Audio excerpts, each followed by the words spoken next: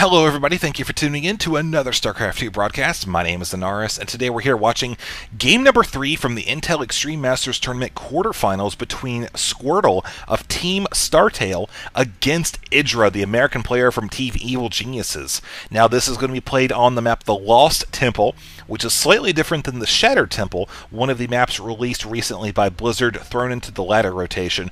The biggest differences between the two maps are on the Shattered Temple you don't have quite as many choke points here as you do on the newer version. You see there's a bunch of cliffy areas here and whatnot. On the newer version, there's a couple of recesses with water inside of it, but on the whole, it's a lot easier of a map for Zerg to deal with, trying to get concaves around their opponents, etc. So there's also a couple expansions over here. You see these islands are not islands anymore, folks, on Shattered Temple. They removed these high ground areas above the natural expansion, replaced it with level ground and a little ramp over here with just a set of destructible rocks that leads right over to the expansion. So if you have not checked those out, definitely give it a shot, as we do have Squirtle running over here with his probe, scouting to see if there's going to be an Overlord coming over here, just seeing if that's the case, because that would indicate the Zerg player is right here, which obviously he is not.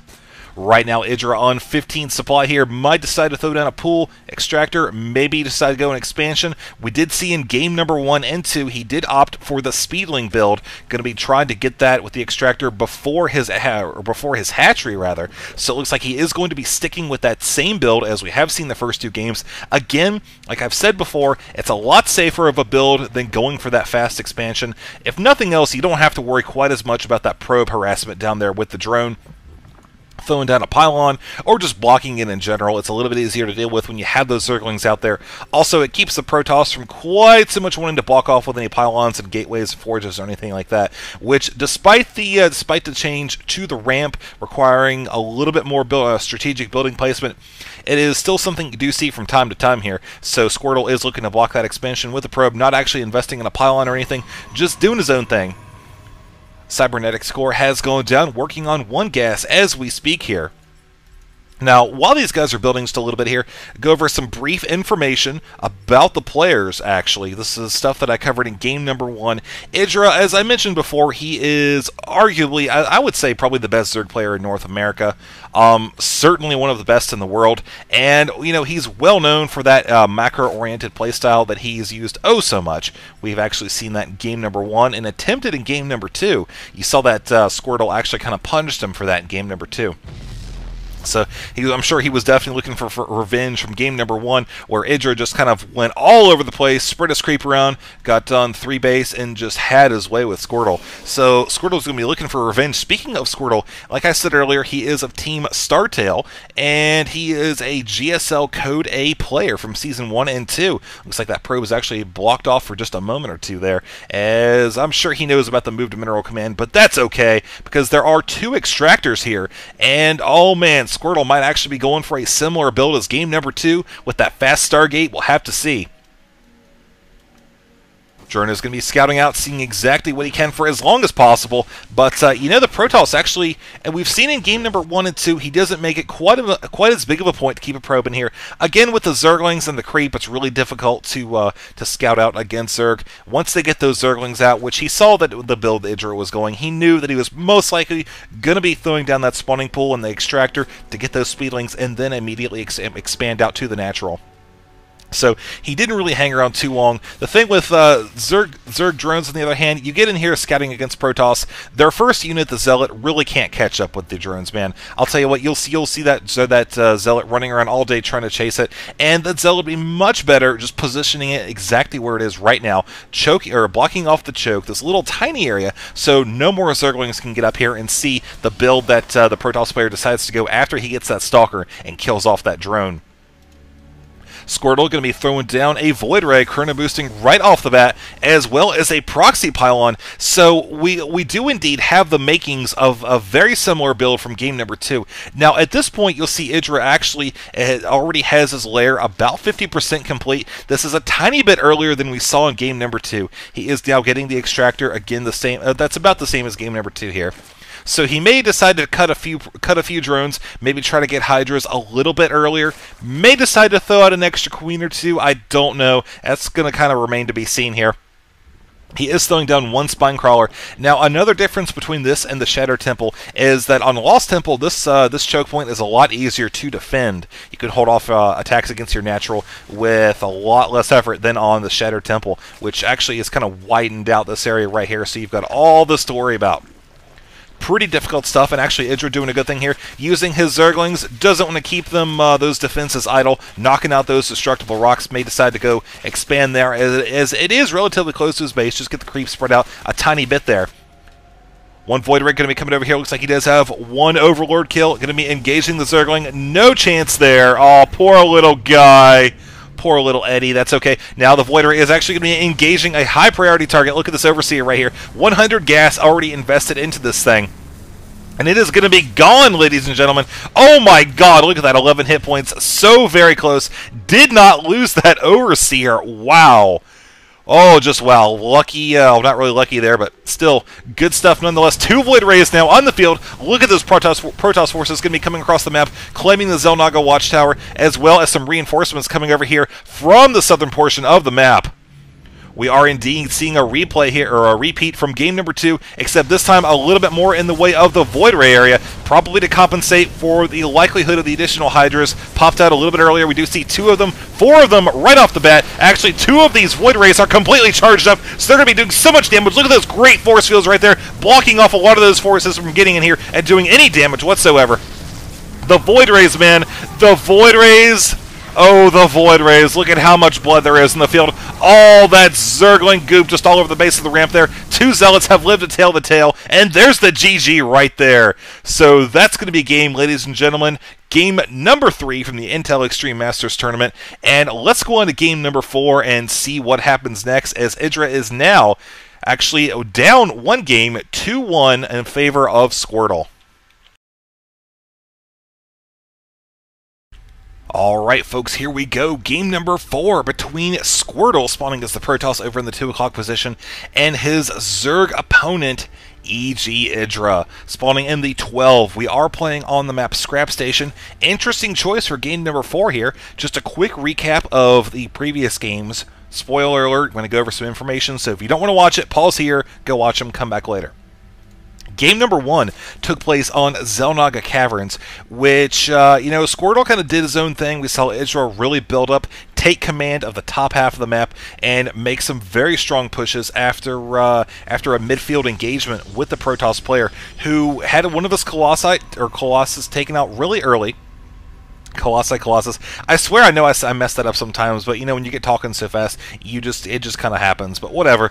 Anyways, the Colossus did go down, and there wasn't a second one there in the field, so those Stalkers were pretty much just facing off directly against the Hydras. Not the ideal situation. So he did back off, tried to get that second Colossus in there, again, sniped by the Corruptors. Third one, same deal, just kept getting pushed farther and farther back down by IDrA, and his great macro play there. So we're going to be seeing him hopefully looking to get a little bit of revenge here in game number 4, but game number 2 actually was pretty interesting, as Squirtle switched up his tactics considerably and went for a fast Stargate, got a Void Ray, and went and pushed with his gateway forces, built off of 3 gateways just before IDrA was able to really get his tier 2 going with the Roaches and the Hydras. Kind of caught him off guard a little bit while IDrA was expanding to that 3rd base, so again, great timing on that one. Game number 3 took place on Lost Temple. We saw a pretty similar build. It worked out again in Squirtle's favor, so now Squirtle is up 2-1 against IDrA. If Squirtle is able to take this last game here, IDrA will be knocked out, and we'll have Squirtle proceed on. But, IDrA is definitely looking for revenge. Both of these guys are very capable players, and I'm sure that it's going to be a great battle here today. I'm sure there's a lot of tension, just psychological pressure here, as a second assimilator is gone down. To have actually going down around the 50% mark for the cybernetics core, a little bit before that. So, to the Zerg player, it might look like the exact same build as before. Do note that the close proximity to the bases is going to allow IDrA to have a little bit more scouting information because he's able to position his overlords closer to the Protoss base a lot earlier in the game than previous maps. We did see Squirtle. He actually, since he lost game number 1, he did pick Metalopolis, and we did go on to Lost Temple in game number 3. Again, both maps had 4 starting positions, made it a little bit more difficult to get that scouting information mid-game. Now we do see that IDrA over here is throwing down his expansion. This game he has gone with a pretty similar build to what he's done previously, but one little thing that you'll notice that's changed is this time he just swapped over his drones to get enough gas for that speedling upgrade, and now he's bringing them back for more minerals. So we'll see what he actually plans to do with that. He may decide to try to push out some Zerglings and do some harassment. Not probably a very likely thing though, because of the fact that he knows the Protoss is going to be sitting with an exact position like this. He's got the Sentry, he's got a second one on the way. He's got the Zealot blocking off. He could maybe do a little bit of damage, try to pull the Zealot out, but again, it's on the hold command. I'm pretty sure Squirtle isn't going to fall for that. But he could also use those drones to, looks like he threw him back on the gas there, but, he could actually just use that to get additional money, try to saturate his mineral line a little bit more, which I think is what we're seeing here right now. He wanted to get out those extra drones at his main base, so that way he would have enough to transfer down here to the natural and really situate himself economically going into the mid-game, which right now we're going to be probably going into that in just a couple moments. Given the timing of the structures here, Roachhorn going down, I believe, a tiny bit earlier than we've seen in the first and second game as well here. Looking, actually, this is kind of interesting. Squirtle throwing down a pylon at the base of the ramp. He may decide to throw down some defensive structures, maybe a gateway wall off right here, something of that sort. That would not be uncommon, as there is a nexus being placed right down here. This is definitely different from the first, second, and third games here. Not so much, well, no, not so much the first, but it was kind of a different build from that first game, but we did see that expansion going down, as sure enough, he is throwing down a forge and a second pylon, shifting his Zealot up here with the Sentry, right here, good position on that, plenty of energy for force fields, and also the hallucinate ability is on the way right now. Ooh, could be doing a little bit of scouting. Also, hallucination is something you're seeing a little bit more now, not too much. They did reduce the build time on it from 110 to 80, but certainly the ability to hallucinate a bunch of units. If you've got those Sentries that manage to live to the mid to the late game, it's great. You can use them for scouting. For the Phoenix, that's an obvious use, but you can also throw down a bunch of hallucinations. Zealots, great actually for absorbing damage. If you really are thinking it's going to be one major battle, you might as well blow your load on that one and then just continue to push through. But there's other options for it, obviously. So we are seeing that IDrA has proceeded on into Tier 2 now. Going to be getting that Overseer. Nice upgrade on that. Going to allow him to come over here and scout. We do actually have 2 Phoenix come into play right now. Going to be scouting. One looks to be headed towards the natural. No, looks like he's actually going to go down there. The other one is going to be heading up towards the main base, which they might actually meet at the natural there. No, he's going to be checking the southern half of the map. Alright, so yeah, there we go. Sure enough, Protoss is able to scout out his opponent, as here comes the Overseer. IDrA are going to be seeing exactly what's going on in the Protoss base. 3 Stalkers are in pursuit, however. Going to be warping into this, and probably does not want to lose that Overseer. That's 100 gas right there, man. That's a pretty big investment for this point in the game. Into a scout, at least. DCI actually just kind of hanging out there, so IDrA not really caring too much about it. Guess he just wanted to dump that gas, get that speed upgrade, and that's going to be that, folks. Now, I do think that's interesting that IDrA is taking out the destructible debris here. This is going to allow his forces to reinforce a tiny bit quicker. Also, if he has some Zerglings right here and say Protoss is attacking right here, he can send the Zerglings around and catch the Stalkers off guard and engage Zealots with the Roaches, Hydras, and Prophet. So definitely opens up another strategic opportunity for him. Speaking of opportunities, Burrow, always a very interesting upgrade. Got a few defensive and offensive applications. Certainly it's something you want to have with the Roaches, as it does allow them to burrow and regenerate super darn quick. Now, I like the position of that pylon there. Acts as a kind of a vision area, and also gives a closer place to warp in the units, especially considering the fact that both sets of destructible rocks are still up, as IDrA is looking to expand and take his 3rd base. Now, this particular spot is a little bit more vulnerable, a little bit more open. You see pretty wide area here, And IDrA doesn't have a lot in the field, so he is going to have to cancel that. Sure enough, there it goes right there. Drone popping.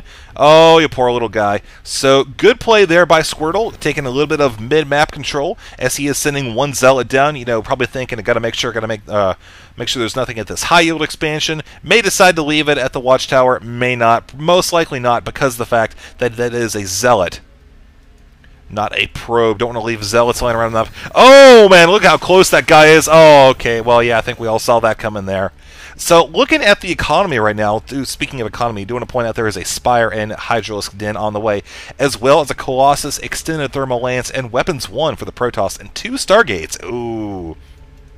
He is really going to be looking to push out some, possibly some Void Rays, some Phoenix maybe. Don't know. We'll have to see on that. But anyways, looking at the income, actually, you can see it's roughly even. we got 51 drones each, or 51 probes, drones, whatever, you know what I mean.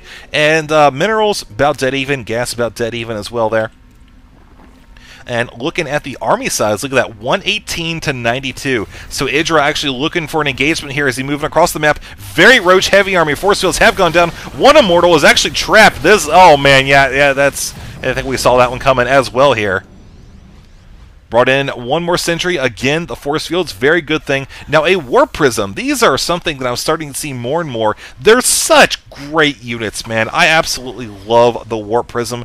I mean, it's a transport ship that can deploy into a power field. How can you go wrong with that? Oh, hey, I won instant reinforcements. Deploy. Owned. Also, you can do this nice little, menial task of dropping probes off and whatnot. Those probes are little shifty little units there. But Zergling versus Zealot, round 1, fight in. Hey, the Zealot, sure enough, hanging out at the Watchtower. Going to be sending 3 Zealots, 5 Zerglings total. A new challenger is getting ready to appear. Oh, wow, that's super close. Cannot believe how close that actually was there. Pylon going down here at the top with this expansion. It would be kind of risky to take this, because, you've got Zerg who has the Spire. I'm sure the Protoss knows that there's got to be a Spire on the field by this point in the game. He's shown his Colossus, so that's just going to be that. But notice how he actually hasn't seen too much. He has seen the Hydralisk Den and the Spire going down. So we're seeing, actually, Zerg continuing to creep out. Again, one of the really nice things about creeping on this map is a very narrow walkway. You don't have to worry about spreading it out quite as much like you do on xel'naga caverns. So you can just kind of focus your creep right down that middle hallway there and out towards the middle, which is exactly what we've seen IDrA do at this point in the game as he continues to creep out towards the Protoss base. We see that Zealot finally did fall. Oh, poor little Zealot, but that's okay, because there are 2 Zerglings here, and 1 Pylon just barely out of position. Now, I like what IDrA did here a lot. He used that Overlord to drop creep and prevent the building of that Nexus, while it looks like he's actually building 1 Muta. Pretty good response there. I'm assuming he's going to send that up to that base. There's really not a whole lot of other reasons you'd build 1 Muta for. I'm sure we'll know in just a moment or two. Sure enough, it looks like there's a little red blip heading across the minimap right now. Going to be knocking out that Pylon. Don't even see the probe there anymore. So that's going to be all she wrote for that particular base. As the Protoss player, let's actually look at the unit composition for just a brief moment. 6 Void Rays, 3 Colossi, 5 Stalkers, the 1 Lone Warp Prism, and 6 Sentries.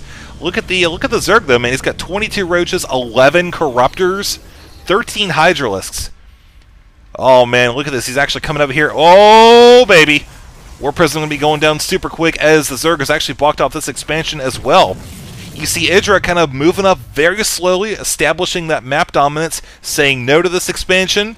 Very slowly saying no, but saying no nonetheless. No to this one, and no to this one as well.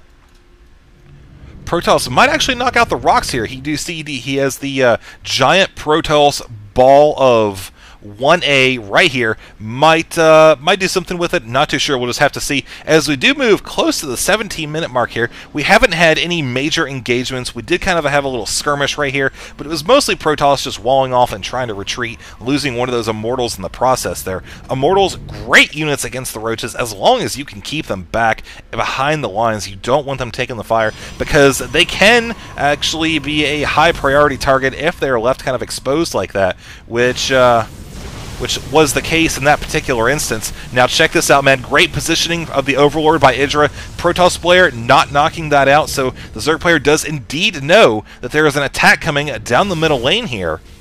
Zerg is all ready to go, man. Look at that, even getting the Overseer. A nice spread. He's going to have a good concave if Protoss decides to move into this, which it looks like he is kind of inching his way over here. Creep is already spread out, good to go. Oh, Zerg is actually going to go and try to funnel in here. Good placement for force fields right about now. Anytime. Look at that, actually going and forcing a lot of these units very close. You'll see those die super quick there. Meanwhile, the Void Rays are really having kind of a difficult time with the Corruptors. But it's really helping. It's offset by the fact that all those Stalkers were there as well. Hydra's not able to get in here and do a ton of damage. We do see the army size now 154 to 136. So Protoss did actually come out on top of that. Again, you know, the Corruptors, he did have a good bit of them. He ended up losing there pretty quick there. But you know, IDrA, at this point, he's got the economy, he's got the macro ability, he's just going to start pumping out units like nobody's business. Sure enough, here comes additional Hydras right there, as the Protoss forces are just getting dwindled down very slowly but surely. Without that Colossus there to back him up, it's just not going to be pretty for Squirtle here. As you see, he's actually having to retreat over to this point in the map. He's bringing his forces way over here, trying to do anything he can to get away. Sending this one Void Ray over here. It looks like he's going to be engaging the hatchery, possibly. Yep, sure enough, he does see that and is going to be trying to knock that out.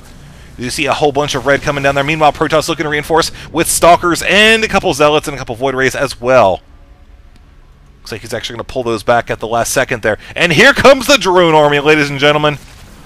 Also got a couple Hydras in here, but they're not important. Look at that right there.